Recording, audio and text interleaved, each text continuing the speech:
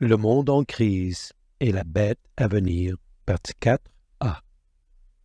La persécution de l'Église. Commentaire sur les prophéties bibliques en lien avec l'actualité par Gaétan. De nombreuses tentatives ont été faites tout au long de l'histoire pour identifier l'homme d'iniquité, l'Antéchrist, avec des personnages dotés de grands pouvoirs et qui ont semé le chaos et la dévastation parmi les peuples de la terre. Néron et Domitien, empereurs romains, qui ont tous deux sévèrement persécuté les chrétiens, étaient considérés par beaucoup comme l'Antéchrist. En effet, ceux-là, ainsi que de nombreux autres empereurs romains, ont revendiqué la divinité pour eux-mêmes et ont exigé d'être adorés. Plus récemment, Adolf Hitler et même Joseph Staline furent considérés comme l'Antéchrist. Il en va de même depuis la Réforme pour de nombreux protestants persécutés par l'Église catholique qui ont pris certains papes pour l'Antéchrist. Mais toutes ces identifications se sont avérées fausses et n'étaient que des types et des précurseurs du malin à venir, étant sans aucun doute des accomplissements intermédiaux. L'histoire révèle la présence de nombreux personnages qui ont aspiré à la fonction d'Antéchrist, et il est probable qu'un homme d'iniquité encore pire surgira sur la scène mondiale et apportera des souffrances et des persécutions sans précédent pour être finalement détruit par Jésus lorsqu'il reviendra. Christianisme, la situation actuelle. Le but ultime des forces de l'Antéchrist qui émergent actuellement dans le monde est une gouvernance mondiale sans précédent à travers ce qu'elles appellent l'ordre mondial. Cependant, les mondialistes ne peuvent pas facilement contrôler les croyants et les églises tant que ceux-ci demeurent fidèles à leur foi et à leurs valeurs chrétiennes, car ce faisant, les gens s'opposeront à accepter la révélation de leur homme fort, leur Seigneur suprême. Il leur est donc indispensable de saper toutes les croyances, d'arracher de l'esprit des gens les principes mêmes de Dieu et de les remplacer par ce qu'on appelle la science, l'humanisme et la recherche matérielle. Depuis de nombreuses décennies, ils n'ont pas perdu une occasion de discréditer la religion, en particulier le christianisme et ses dirigeants. De plus en plus, l'influence du christianisme sur les peuples du monde diminue et se réduit considérablement. Cette tendance laïque attaque la pensée chrétienne via les médias dans de nombreux pays. La libre pensée et l'auto-religion, avec un fort accent sur l'autorité spirituelle du « moi », entre guillemets, ont été déclarées partout, ce qui va à l'encontre de l'amour du prochain, du respect de la famille et de l'autorité traditionnelle. Nous voyons cette progression antéchrist détruire nos valeurs fondamentales afin que la bête prenne de plus en plus le contrôle du pouvoir et, si possible, même de l'Église.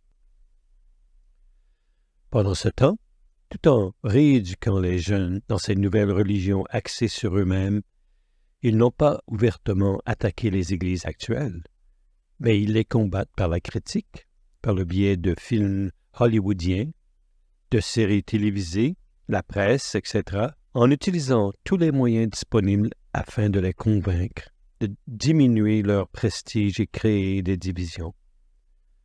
Ils ont réussi à faire croire au commun des mortels que la Bible est erronée et rétrograde sur de nombreux points, ce qui leur permet de conclure qu'elle n'est pas digne de confiance. Ils sont extrêmement trompeurs. Daniel 8, 25.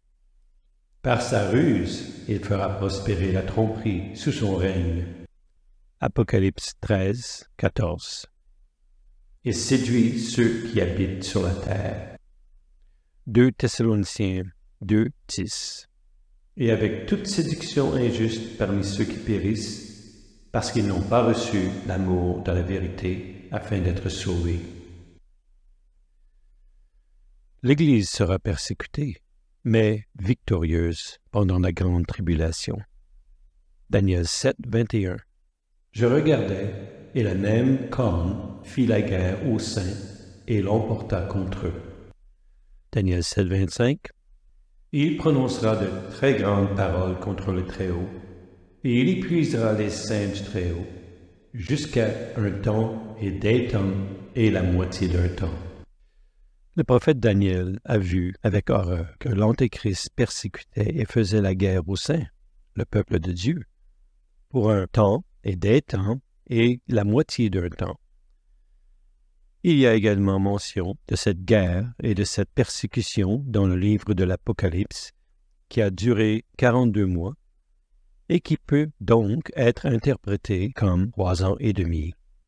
Ce régime de l'Antéchrist à venir sera une dictature absolue, ayant littéralement le même esprit que l'ancien Empire romain, en ce sens qu'il persécutera les chrétiens et combattra les saints, tout comme l'a fait la Rome antique.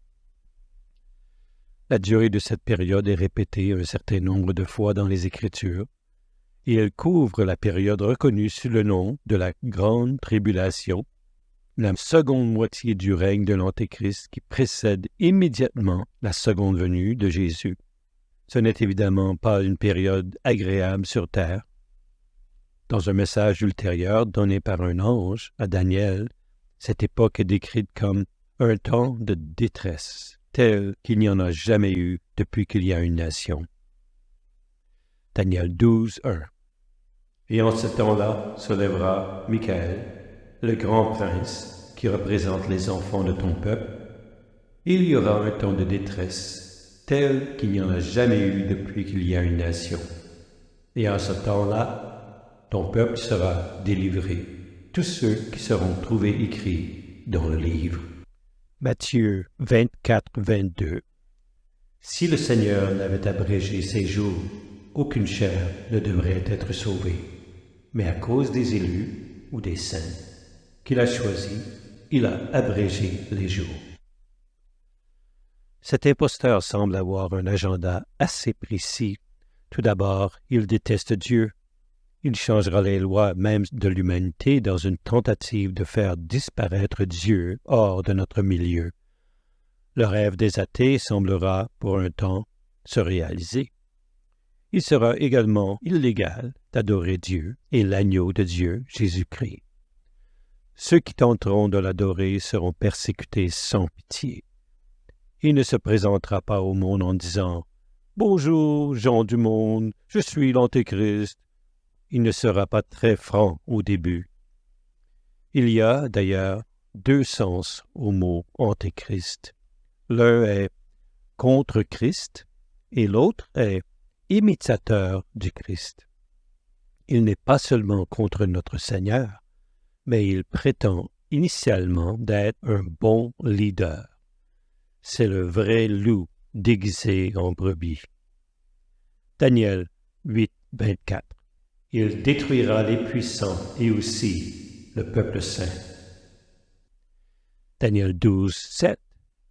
Et j'entendis l'homme vêtu de lin. Il jura par celui qui vit éternellement que ce sera pour un temps, des temps et la moitié d'un temps. Et quand il aura réussi à disperser la puissance du peuple saint, toutes ces choses seront accomplies. Non seulement l'Antéchrist fait la guerre, mais il semble à Daniel qu'il est en train de gagner la guerre, qu'il l'emporte sur le peuple de Dieu. La bête va vaincre l'Église en ce qui concerne son pouvoir temporel, ses bâtiments, ses organisations et son argent. Il n'est pas dit qu'il va détruire le peuple saint. Il y a là une distinction précise. Mais il va détruire leur pouvoir, leur puissance. Daniel 7, 21 et 25.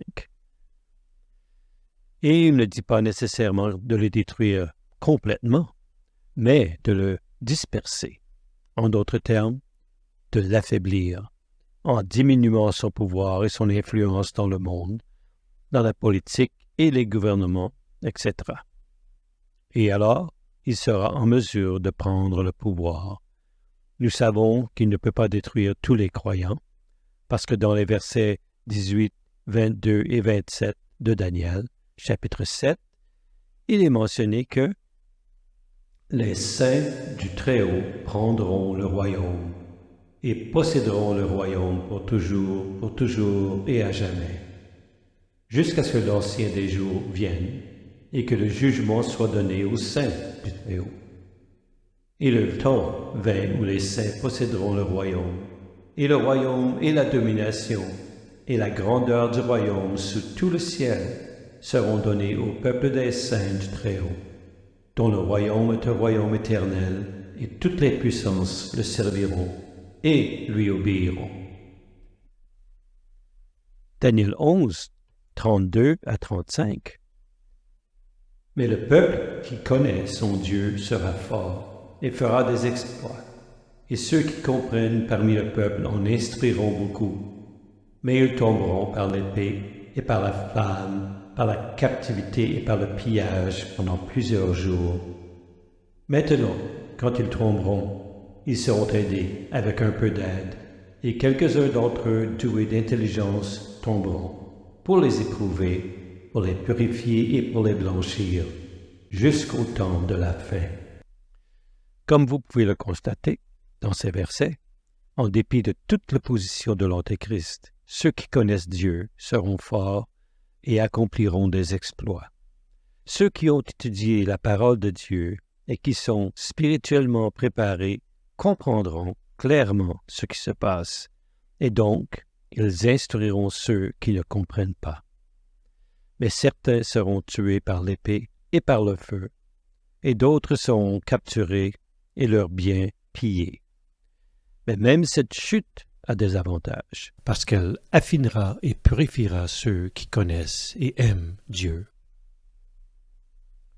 L'avenir proche n'est pas vraiment réjouissant, mais la fin de l'histoire avec Dieu est toujours géniale. Cet Antéchrist et ses partisans perdront, et le Seigneur Jésus-Christ gagnera et amènera son peuple dans son royaume au ciel.